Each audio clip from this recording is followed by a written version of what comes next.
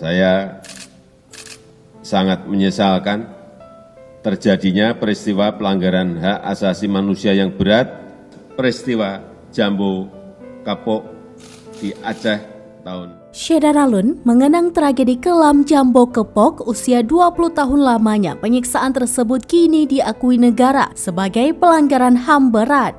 Hal itu sebagaimana disampaikan Presiden Jokowi berdasarkan keterangannya yang dilihat serambinus.com dari laman resmi Sekretariat Kabinet Republik Indonesia pada Rabu 11 Januari 2023. Jambu Kepok merupakan salah satu desa yang berada di wilayah Kabupaten Aceh Selatan.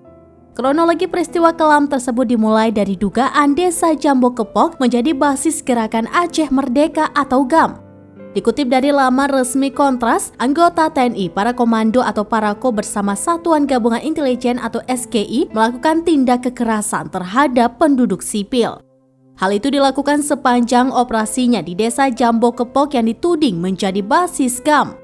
Parako dan SGI melakukan penangkapan, penghilangan orang secara paksa, penyiksaan hingga perampasan harta benda. Puncaknya terjadi pada 17 Mei 2003 sekitar pukul 7 pagi. Ratusan pasukan militer membawa senjata laras panjang dan beberapa pucuk senapan mesin mendatangi desa Jambu Kepok. Semua orang terpaksa untuk keluar baik laki-laki, perempuan, tua muda, dan anak-anak. Mereka diinterogasi sembari dipukul dan dipopor senjata. Tidak jarang warga dipaksa mengaku sebagai anggota GAM. Akibatnya, 16 orang penduduk sipil meninggal setelah disiksa, ditembak, bahkan dibakar hidup-hidup, serta 5 orang lainnya turut mengalami kekerasan oleh aparat. 2 hari setelahnya, Presiden Megawati mengeluarkan Kepres 28/2003 menetapkan darurat militer atau DM di Aceh. Kepres tersebut menjadi legitimasi bagi aparat keamanan untuk menjalankan kebijakan politik represif negara terhadap masyarakat Aceh.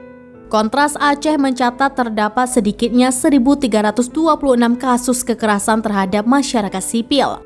Kekerasan tersebut meliputi pembunuhan, penyiksaan, pelecehan seksual, hingga penghilangan orang secara paksa.